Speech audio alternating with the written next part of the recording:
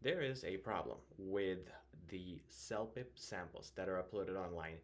And I'm not going to say who uploads them, but there are some samples, very legitimate samples, and people sometimes even pay for these products. They are speaking samples and writing samples. And if you have looked at those online, make sure you do your research. I again cannot say too much because I don't want to discredit someone. I do want to actually, but I can't say who it is or who they are. But first of all, I'll just say people who are on YouTube who did a great exam and they're giving the reviews on how writing and speaking should be done. If they are not teachers, if they haven't taught 100+ students, don't listen to them, please. Different things work out for different people. They might have done something that might not work out for you. And if there are samples which are written, which claim a few things, like there are samples for writing and speaking online, and they'll say, if you speak like this, if you write like this, you'll get 10, 11, 12. Don't believe everything you see because again at HZad Education we deal with thousands of students for CELPIP especially. It's one of our main courses, and what we see is there is a huge level of demand from the examiners. The standards you are expected to be at are very high for the examiners. You just cannot have basic words and basic things and expect to get a 10, 11, 12. Unfortunately, these samples that you see online mislead you and they show you that just do the basic stuff and you'll get a good mark. I'll give you some examples now. And if again you have seen these samples, compare them with what I'm going to say. Because we see this, we see people passing, we see people failing, we see their stories. We know, again, that's why you can trust us, because if you have seen our reviews, if you have taken lessons with us, if you will take lessons with us, and if you've just seen all the comments on YouTube, you will see our experience with CELPIP. It's enormous. And what we say is exactly what happens in the exam. And that is why, again, there's multiple sources for you to judge. But if you judge us, you can rest assured that our content and what we promise and what we say is 100% the truth. And today I'm going to reveal some secrets and truths that you might be surprised with. Okay, so the first thing is speaking, then we're going to cover writing, then a little bit of both. Okay, some samples you see online for speaking, again, from certain websites, right? And they have students speaking like this. Hey Bob, how are you? It's been a very long time. I just wanted to talk to you. People are talking like this, okay? And those samples are being claimed to score 10 plus. It is impossible. If you talk like this, it's impossible for you to even maybe get a 7. Ums, fillers, you know, like, so, even so, because so is so often used. If you use these, it's a killer for your marks. Maybe you'll get a 7, but forget a 9.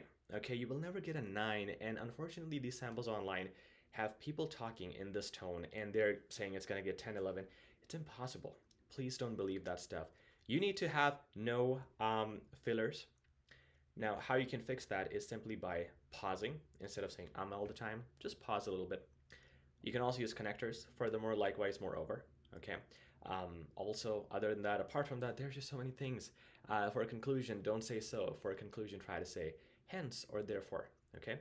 There are multiple ways you can get rid of the fillers, but no filler sample will get you to a 12. Again, we have people who speak so fluently. You know, they have less grammar mistakes. Still, they don't get a 9. People for a 9 need an extremely high level, and we'll talk about this even more now. So, the second thing in speaking samples you see online from these websites, from these YouTubers, or these people just giving their reviews, they use very basic words. They say, okay, you know, if you speak like this, you compare, for example, in question number 5 in speaking, and you say, you know, your option is good, but I think my option is better. In my option, we have this, which is a benefit, and we have this, which is another good thing. This is terrible vocabulary. Why would you get a 9? Think about it. Why would you get a 9 if you talk like this? Like if most people talk like this, right? Everybody should get a 9. But 9 is a score that is almost, not, I wouldn't say almost impossible, but it's very hard for people to get. People on average fail 3 to 4 times before they get a 9, on average, okay? So the reason you will get more than 9 is if your speaking is better than others. It's not average. You cannot use average vocabulary. Forget a 9 if you say good, bad, better, basic words instead of good. For example, I'll give you a sample here. The same things I said. So in question number 5, your option is tremendous. I think it's a magnificent choice. Nonetheless, in my opinion, this offer in my option is more reasonable. Blah, blah, blah. Secondly, it is also more reliable compared to the level of vocabulary here is different. That is what you need to score more than a 9. You cannot say good, bad, so, then, and, basic words cannot be used.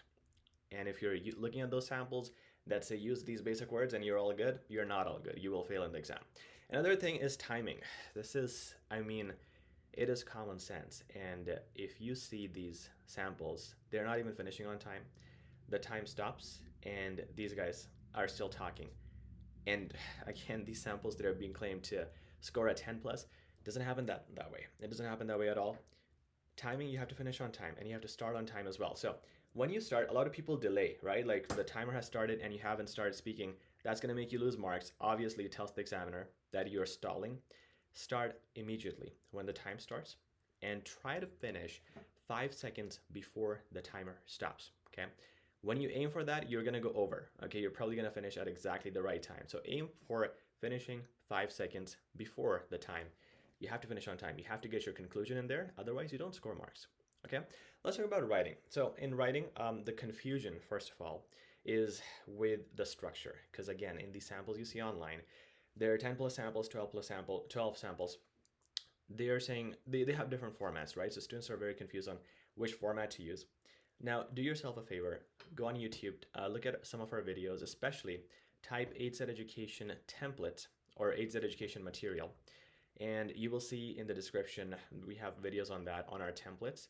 The templates will tell you exactly how to write in task 1 and task 2. So you will learn the format there. But for now, I'm going to say, like a common confusion is, when people see task 1, there's hello, sir, dear ma'am, whatever, right? That's okay. That is an email. So you do that. Perfect. Then you see that in task 2 sometimes as well. And then some task 2s are just essay format without dear sir or yours sincerely or anything, right? Which one is correct? Honestly, both are correct. But what we have seen, again, we have so much experience with people, again, scoring and not scoring. Where they score is when they don't say dear sir or madam, when they don't address a person. So you want to write it in the essay format, okay? 4 paragraphs. And this is the next part where I'm going to come at, because this is the second confusion people have with these online samples. Do we just talk about one side or do we talk about both sides? For CELPIP task 2, writing, talk about both sides. How? Okay. Intro is your opinion. Conclusion is you rephrasing your opinion.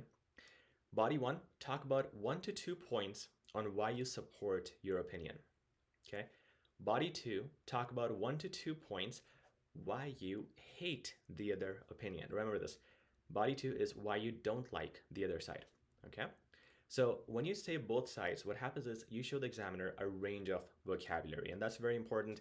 Now you're contradicting, you're saying, this is better, this is worse. Range of vocab has a lot of marks, way more than you can think of.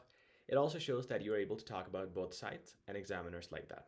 Okay, so that is the format for task 2. Major confusion because you see so many different formats for task 2. Coming to task 1, the confusion is how many paragraphs do you do? 5. Okay. Intro, conclusion, which are usually greetings. Body 1, body 2, body 3. These 3 bodies should answer the 3 bullet points in the question. Okay. 1 bullet point, 1 body. Simple. It's the most organized system. Examiners usually would complain that 1 bullet is covered, the other is not. Give them 1 paragraph per bullet. They'll not complain. Your task response is going to be 100%. To keep your word limit in control, make sure to do 2 sentences per body paragraph. Intro and conclusion could be 1 sentence or 2, but body paragraph should be 2 sentences per body. Okay, so that is the clarity. I hope there's more clarity now on the format of writing. Now let's talk about both. Range of vocab is one thing I'm going to say. It's important. So we've covered this on the channel before, but I'm going to reiterate. Range of vocab, first of all, means you don't use basic words. So that's what I was saying earlier. Instead of saying bad, you want to say detrimental. Instead of saying my goal is, you can say my ambition is. And all the basic words, instead of saying and, you want to say furthermore. So basically replace all the basic words with better words. The second thing about the range of vocab is having different parts of speech. Adverbs, adjectives are the most ignored parts of speech. So a sentence would be like, the mayor should build a park. Now, add an adjective. The mayor should build an enormous park. Enormous is the adjective. Let's add an adverb. The mayor should build. an enormous park efficiently or quickly. Now you have an adverb. You have adverbs and adjectives, and the more you add these, the better, because these are what are mostly missing in writings and speaking. When you add more range, you get more range of vocab marks, obviously. And the last thing I'm going to say, make sentences complex. Once again, you can type on YouTube HZad Education complex sentences. You'll get a complete tutorial. For now, I'm going to briefly mention when you say complex sentences, the sentence is broken into two parts. So you use some words, okay? Based on, considering, concerning, because of, although. An example is although we need a park efficiently built, comma, it is not an urgent requirement. See, so the sentence is broken into two parts this way. Another example is based on the current need of water plants, comma, the park is not a priority. You're breaking the sentence into two parts, and that is what makes it complex, and that is called the range of vocab as well. So once again, review. Range of vocab is complex sentences, adverbs and adjectives, and number 3, making every word fancy, not using basic words. Okay? This goes for writing and speaking both. Once again, if you see these samples online where everything is basic, all sentences are so simple, it's like a day-to-day conversation, they're not going to get marks. Don't trust them. Don't trust these places where they say this student is going to score 10 plus. If it's a crappy description, it doesn't include the things that I have covered in this video, they will not. Real life and these samples are completely different. We see what happens in real life, and that's what I wanted to tell you guys, to communicate to you how different it is. And unfortunately, it is the harsh truth. You need more effort in real life to get a 9 plus in CELPIP. It's a whole new level when you talk about a 9 plus in CELPIP. All right, guys, I hope this helps. If you like this video, please like, share, and subscribe. Talk to you very soon. Take care.